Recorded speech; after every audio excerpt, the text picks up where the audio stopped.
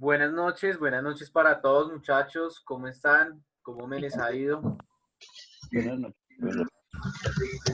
Dale, sí, dale. Buenas Gracias. noches, Ahorita buenas hablamos. noches. Chao. Buenas noches. Chao. Buenas noches, Bueno, profe. ¿cómo están? ¿Cómo me les ha ido? Bien, profe. Buenas noches, bien, bien. Bien, todos bien de Gracias. Sí, salud, señor. todos De salud más o menos, pero bueno. listo. Entonces, iniciamos la segunda sesión, por así decirlo, en términos de la virtualidad. Para adelantar nuestra segunda temática, ir desarrollando todos los elementos que conciernen a ella. Ya recibí los trabajos de la sesión anterior y pues básicamente todo lo que allí se dedicó para el establecimiento de lo que pues nos compete, que es básicamente el desarrollo de nuestras clases, pues ante la contingencia que se está presentando. Algo importante, la universidad ha determinado, por así decirlo, que todo segundo corte se va a desarrollar en términos virtuales y asumo que parte del tercer corte se desarrollará en la misma instancia, entonces la práctica virtual se adelantará por un tiempo más o menos prolongado para que de pronto lo tengamos en cuenta, para que se pueda tener una perspectiva de la cual de aquí en adelante nos podamos cifrar. Ha sido un cambio drástico, la verdad, de acuerdo a las dinámicas, las prácticas, los procesos de la presencialidad a lo virtual, pero pues se ha tratado de establecer un vínculo con algunas actividades temáticas, con estos encuentros sincrónicos que permitan establecer básicamente una visión amplia y complementaria a todos los desarrollos que podamos establecer bajo la modalidad virtual. ¿Listo, muchachos?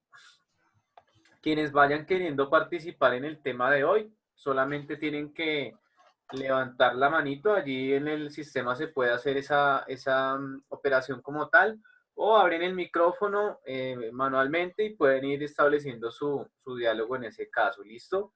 Por si hay alguna duda, alguna pregunta sobre lo que hemos desarrollado eventualmente, ¿listo? Bueno, tenemos para esta semana actividad 2, entonces nos ubicamos todos en nuestra plataforma Teams en semana 30 de marzo al 3 de abril, que es la semana pues que nos compete en este caso. Recordemos que la siguiente semana es Semana Santa, entonces pues básicamente a nivel nacional y por institucional pues entramos a un receso que básicamente es obligatorio para establecer de nuevo la siguiente semana ya o la participación práctica de lo que tenemos en virtual. Bueno, la semana anterior estuvimos hablando del fracking, un tema muy importante y más a estas alturas, porque si bien es un tema que tiene que ver con el petróleo, con las prácticas de hidrocarburos, con la introducción del subsuelo y todo el derramamiento de petróleo en algunas partes, y también particularmente la perspectiva del daño ambiental y lo económico, pues también tenemos que verlo en términos de que Colombia simplemente está teniendo la base económica en el petróleo y pues particularmente esta base está incidiendo, derivando en el sentido de que no tenemos más productos que exportar en este momento. No tenemos absolutamente nada más que exportar. Colombia no tiene un producto agrícola que solvente la economía. Colombia no tiene, por así decirlo, una visión diferente a lo que sea lo extractivo. Y ya lo vamos a ver en la clase de hoy. Otro de los productos de extracción que se tienen y particularmente cómo estos productos primero dañan el medio ambiente, producen mucho dinero, eso sí, pero también producen un daño medioambiental tremendamente amplio. Se preguntarán entonces ustedes, ¿qué está haciendo Colombia en estos momentos para nivelar un poco la economía? El petróleo está terriblemente bajo, el barril está casi a $20, el dólar está en 4.100 pesos, cada vez la incertidumbre económica pues básicamente es más difícil. Si nos damos cuenta, el petróleo para exportarlo, pues muy pocos países, la verdad, están realizando compra de petróleo y por ende, pues básicamente no tenemos un vínculo con un nivel económico como adecuado y sostenible. Otro de los elementos es el que vamos a ver hoy, la extracción de oro y coltán, que también es otro de los elementos que solventan nuestra economía. En cierto sentido, pues con este aislamiento, imagínense la cantidad de familias que no tienen vínculo económico, imagínense la crisis que se viene en unos 15, 20 días cuando tendremos unas cifras muy grandes de contagiados y la tendencia de cómo el gobierno no está desarrollando una política pública seria para solventar la crisis económica que se nos viene, que va a ser un poco fuerte y que pues si no se toman las medidas que se deben tomar, realmente entraremos en una crisis muy, muy, muy complicada en este aspecto netamente económico. Con esta dedicación, pues básicamente vamos a ingresar a lo que es la minería ilegal. Ustedes han escuchado de pronto en noticias que ahí se desploman minas, colapsan algunas minas, quedan los mineros allí como tal encerrados, algunos mueren por la inhalación de gases, hay muchos químicos que salen a la atmósfera. El caso más sonado fue el de Chile, estos mineros que quedaron allí atrapados durante bastantes días y básicamente todo por la extracción del petróleo, perdón, de la minería y del coltán. No sé si han visto la práctica de cómo se extrae el oro, pero se usa mucho recurso hídrico. A veces son cantidades absurdas de agua para limpiar todo este terreno que por así decirlo, se empieza a extraer para sacar gramitos o pepitas muy pequeñas de oro. Pero igual para muchas familias este es el sustento. Otro elemento importante y es que la economía en Colombia no a los campesinos no les ofrece unos vínculos serios de subsidios, de algunos servicios que les favorezcan a ellos, sino que se ataca al campesino y si se dan cuenta en este momento uno de los factores más importantes en la economía están siendo los campesinos que están primero cultivando y además pues dándole de qué comer en esta crisis tan complicada que tenemos en este momento en Bogotá, en Colombia y en el mundo, porque no solamente es un aspecto local. En ese sentido, vemos que prácticamente un cultivo de papa, un cultivo de yuca, un cultivo de cebolla, demora ciertas épocas en efectuar toda su relación. Obviamente el fracking, los cultivos ilícitos, la minería ilegal, pues producen más réditos y eso es lo que le invierte el Estado para tener unos beneficios que claramente son muy, muy grandes en este caso. ¿Listo? Bueno, entonces vamos a mirar un poco los elementos que tenemos. Lo primero es mirar un especial de semana. Está aquí en la partecita de arriba, que se llama Informe Especial Oro y Crimen, que es todo lo relacionado con la minería ilegal. Vemos casos de regiones muy golpeadas. Vemos acá el caso de Chocó, Timbiquí, el Bajo Cauca, el sur de Bolívar, Antioquia, Guainía. Son departamentos muy golpeados por la minería ilegal y pues si se dan cuenta acá ustedes cómo la retroexcavadora, las maquinarias y toda esta perspectiva de dañar el medio ambiente empieza a volver árido el terreno y el tapete verde empieza a tornarse un poco menos en diversas zonas en este caso. Vamos a este especial, nos referimos de una vez a este especial para complementar un poco la temática que tenemos y el desarrollo que tendremos para establecerlo. Esperamos aquí que cargue un poco este elemento y ya miraremos este aspecto. Entonces, bueno, importante, los grupos armados ingresan a estas zonas donde hay minería ilegal. Imagínense en esta foto acá. En esta fotico nomás en este recuadro, ¿cuántas personas hay? Todas a partir de, primero, el desarrollo aquí de mirar en este recurso hídrico ya obviamente contaminado, ¿qué pepita de oro pueden sacar? Todas estas personas subsisten, pues obviamente, de lo que recojan a nivel diario. Y es una investigación que hizo Semana, pues básicamente teniendo en cuenta algunos elementos y algunas cifras que ustedes podrán implementar en su entregable, que ya les voy a decir cuál es. ¿Listo?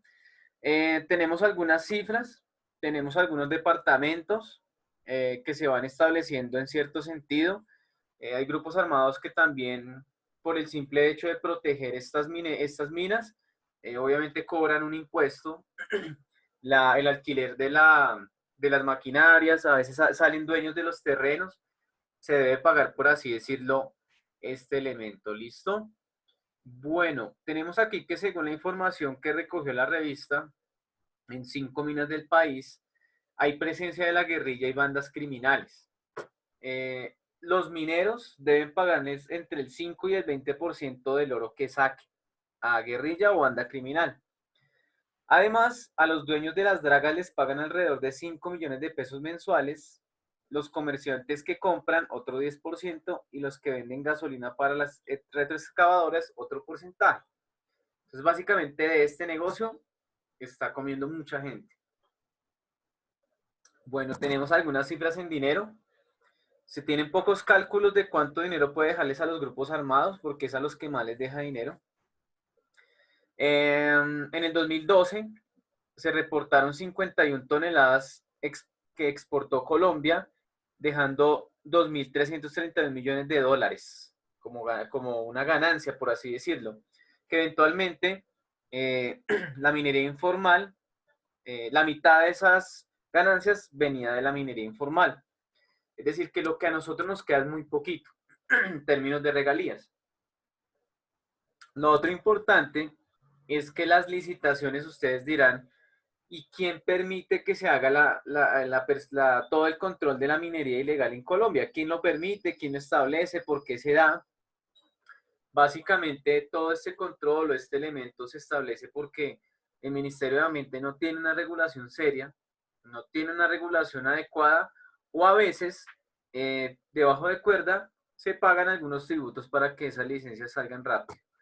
Bueno, una investigación de la Universidad de AFIT aproximó un cálculo estudiado del negocio criminal en Antioquia. Hay algunos hallazgos. Las 450 retroexcavadoras que sacan oro del departamento les dejan a los grupos armados una suma que oscila entre los 650 y los 3.400 millones de pesos, que es en términos del Producto Interno Bruto de Medellín, antioqueño, del 20 al 70%. Imagínense la cantidad de dinero que está saliendo por la perspectiva, en este caso, del oro y cómo se desarrolla en este apartado. Volvemos o retornamos un poco a nuestro especial acá. De nuevo volvemos a nuestra semana que nos compete. Vamos a ver un video corto sobre toda la relación que se establece en términos de la minería ilegal, que es una publicación de semana y también una investigación que se hizo en este caso. ¿Listo? Entonces, los dejo con el video.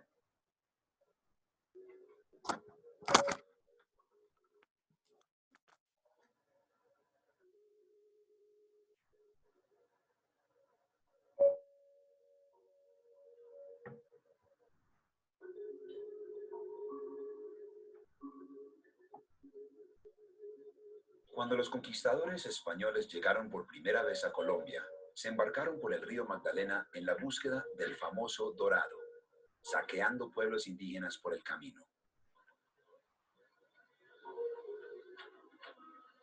Hoy, 500 años más tarde, hay una nueva fiebre de oro. Eso, la minería es cosa, a veces produce pues bien y otras veces, hay veces que uno queda viendo plata y la esperanza en otro corte volver a recuperarse.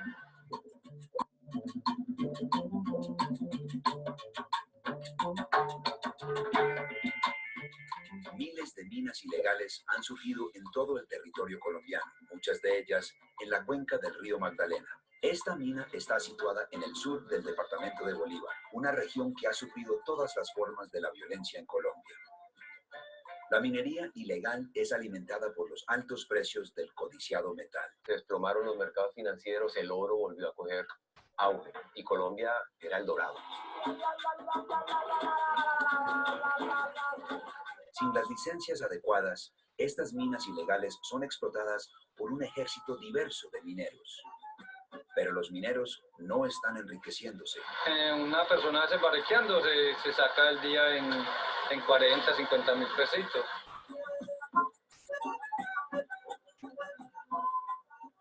Estas minas causan un impacto devastador en el medio ambiente.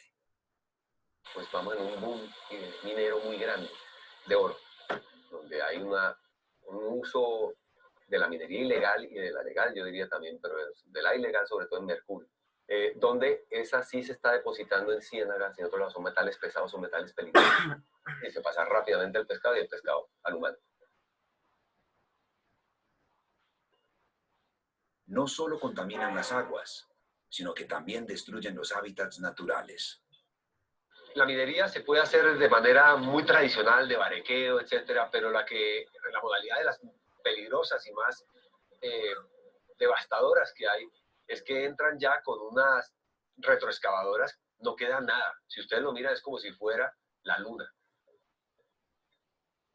Estos excavadores de oro vienen desde varios kilómetros a la redonda y se instalan en pequeños pueblos junto a las minas.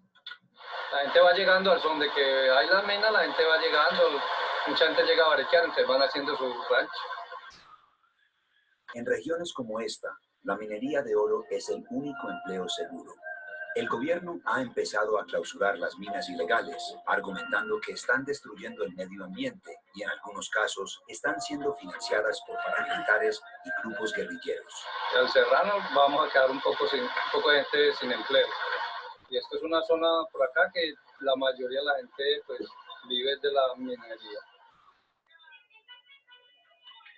Los mineros en el sur de Bolívar creen que el gobierno está expulsándolos para abrirle el paso a las multinacionales mineras. Porque es para parar, o sea, los que estamos dando que porque somos ilegales y que para las multinacionales venir a trabajar.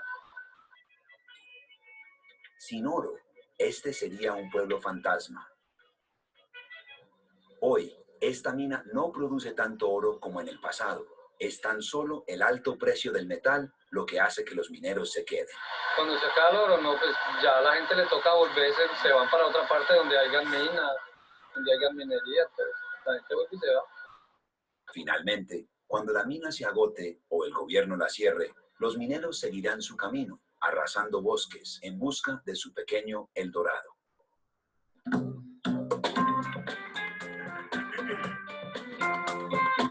Bueno, muchachos, entonces veíamos pues una situación bastante particular que nos presentaba allí el documental corto. ¿Alguna inquietud, alguna pregunta, algún comentario que quizás quieran hacer a partir de lo que vimos en el documental? ¿Alguna apreciación de ustedes? ¿Un comentario de apoyo?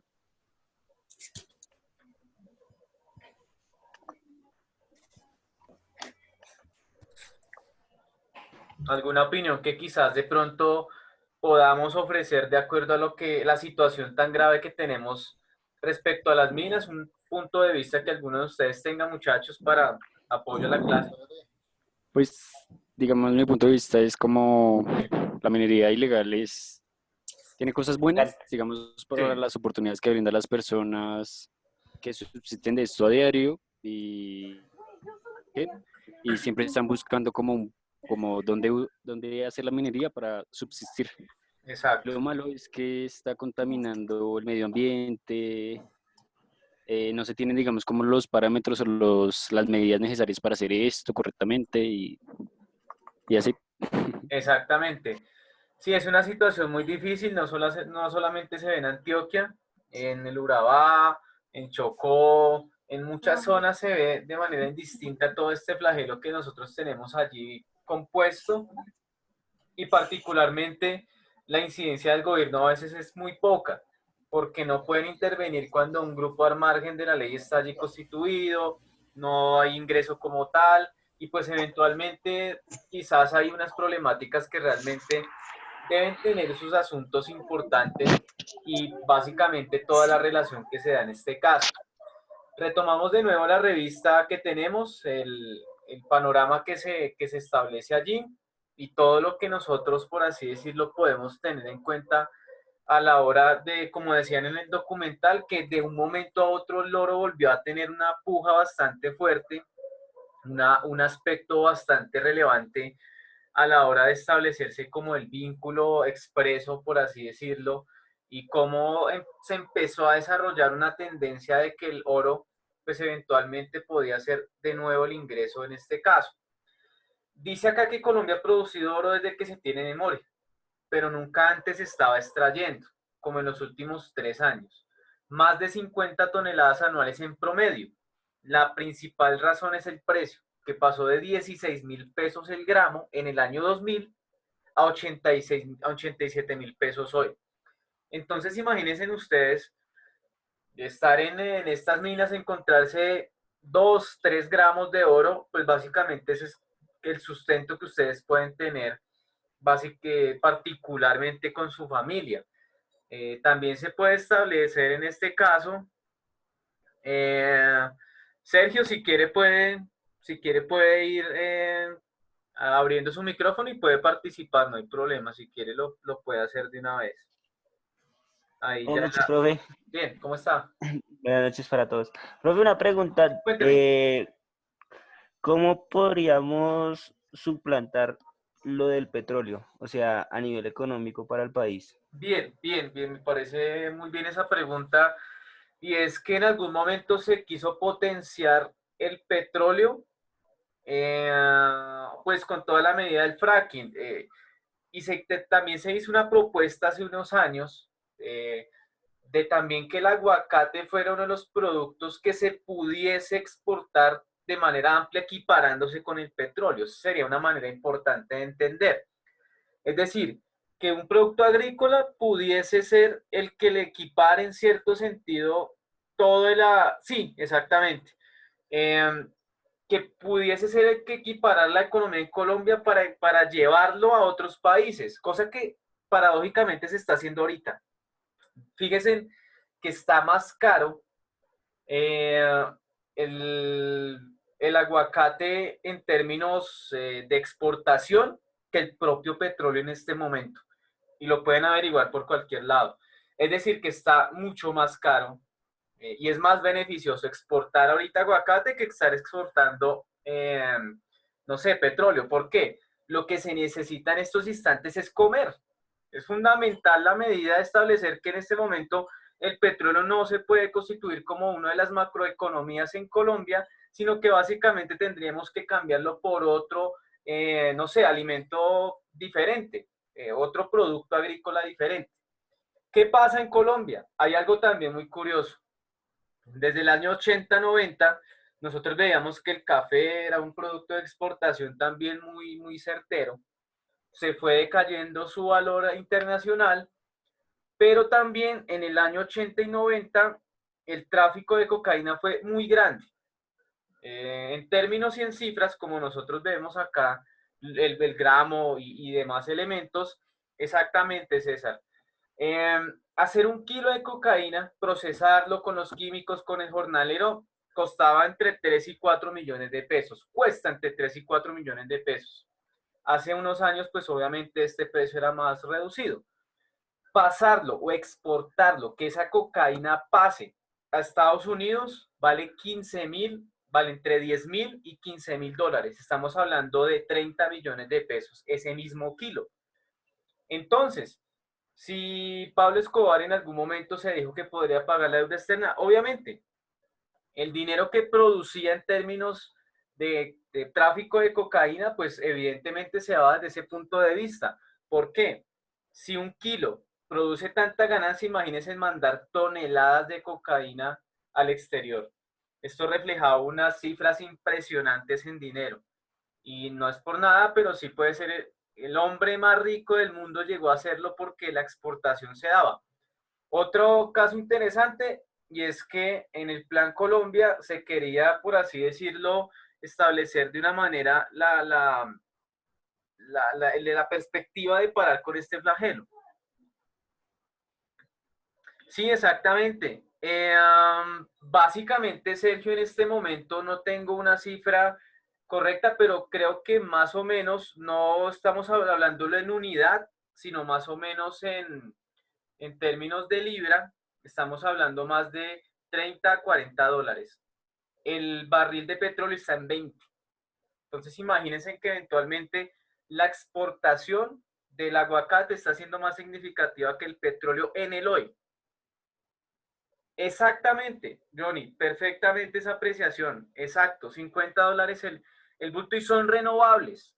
Exactamente. Mientras el petróleo, pues, si ustedes se dan cuenta, en este momento no sirve para absolutamente nada en las economías internacionales. El mercado asiático no necesita en este momento una reserva petrolera porque lo que se necesita es establecer un punto de vista desde el cual nosotros podamos alimentar a las personas. Exactamente.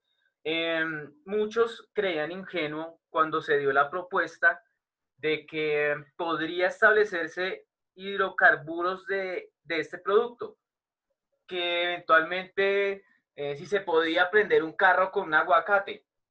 Básicamente, en la medida del tiempo, se le está dando la razón de que necesitamos un producto de exportación que eventualmente nos lleve y nos considere una medida justa de lo que estamos desarrollando en este caso como productos para sacar, en este caso, del país. Y pues que eventualmente ese aspecto no nos conlleve a problemáticas y pues quizás podemos ver que la cocaína también es un elemento que todavía, así sea de manera ilegal, está soportando nuestra economía, porque todavía se están exportando toneladas de cocaína al exterior. En el año 80 y en el año 90, muchas de las, por así decirlo, pistas de muchos tráficos de avión estaban patrocinadas por el Estado. Averigüemos quién era el director del Aerocivil en el año 90 y pues vamos entendiendo cosas de la actualidad en este momento. Y todavía, exactamente, tenemos en algunos puntos un aspecto muy interesante y es cómo, en cierto sentido, hoy estamos viendo el mismo punto de vista del narcotráfico, cómo ha incidido hasta en la campaña presidencial del año pasado, que es algo bastante fuerte y bastante difícil. Voy a hacer un corte acá, muchachos, un momento. Exactamente, Edson. Vamos a cortar un poquito porque el Zoom me permite 40 minuticos, entonces voy a dejar la grabación hasta aquí. Profe, tengo una duda. Sí, cuénteme. ¿No podríamos hacer la clase por Teams? Como Sí, para no me va cortar a la clase. tocar hacer la próxima sesión por Teams para que podamos tener un vínculo más amplio. Entonces, voy a salir de la reunión y ustedes vuelven a ingresar con el mismo link ahorita. ¿Listo? Entonces, voy a dejar aquí esto y ya ustedes ingresan